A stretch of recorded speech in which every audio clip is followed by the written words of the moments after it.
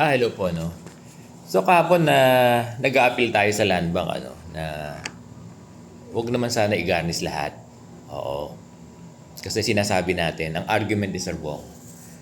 Kapag ang guro may pamilya na, yung portion ng kanyang benepisyo, sahod, ay para na yun sa mga anak. Kung 3 anak, para sa 3 anak. Tapos yung asawa, 4 sila na may talagang by rule ay right na ng mga anak na na mabigyan sila, masustentuhan sila ng benepisyo sa sahod ng guro. Kaya ang appeal natin sa land bank, hindi dapat ibinibigay dahil hindi naman talaga pag-aari na nung guro yun eh. Di ba? Kasi ang sabi naman ng court, yung mga bagay na solely owned by the defiant, no? O dependent, no? Ay hindi rightful na ibigay dun sa plaintiff. Pero yung mga bagay na hindi naman solely owned, na hindi pwedeng ibenta, like yung bahay na conjugal property, dahil pag-aari ng kanyang asawa rin, hindi yon. At yung mga lupain, halimbawa na pagmamag-ari ng mga magkakapatid, kahit na may yung dependent doon, meron siyang ari doon, ay hindi na pwedeng ibenta kasi considering na hindi naman niya solely pag-ari. Diba? At ganyan din sinasabi natin doon sa doon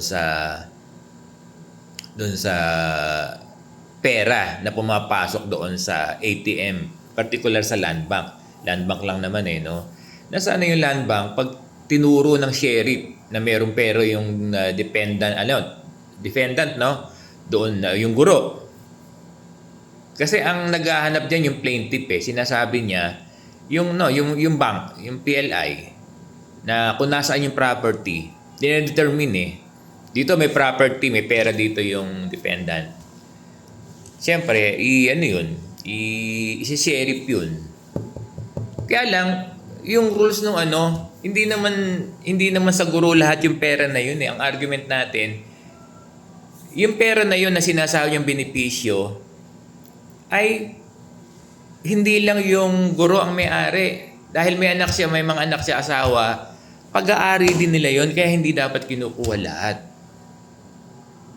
Sana nag-a-appeal tayo sa land bank na ganito ang gawin. Dapat kahit man lang yung mga bonus, year-end bonus, SRI, clothing, PBB, sana itong mga ito, ibigay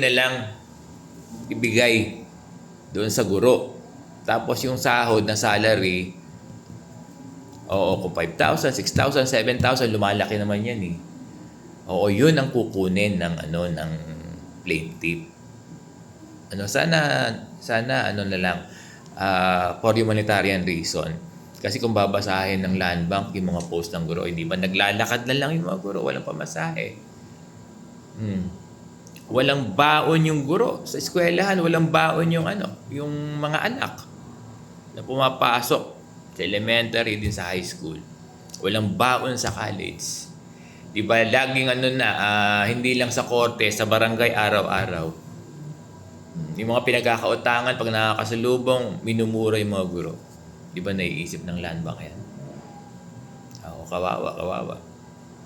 Hindi lang yung guro ang kawawa yung buong pamilya. Sana nare-realize to ng land bank, no? Sana po.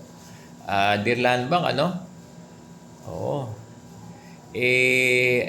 kumakatok kami sa puso nyo na maaari naman na ibigay yung ito yung hindi po ako lawyer pero sana naintindihan nyo kung interpret naman natin yung order ng court. Di ba yun lang solely pag-aari? Yun pong sahod ng teacher, may mga anak yan. Pag-aari din nila yan may portion sila dyan Di ba? Di ba nga yung katulad ng sinasabi kong example, halimbawa yung guro ay may ibang meron ng second wife, no? Iniwan na yung mga asawa. Yung ulil na asawa na may mga anak. 'Di ba pag pinasok yan sa kahit doon man lang sa pasok yan sa agency nila, ang ginagawa ng authority ng agency nila, hindi ba? o ang pag pinasok din niya sa court at naghabol din ng claim yung first family, di ba, ang ginagawa dyan is yung portion. May portion doon, yung pamilya, ibinibigay sa kanila. It is just like that. Na kapag may pamilya yung guro, hindi niya pag-aari, hindi niya solely pag-aari yung kanyang kita, benepisyo. That's it.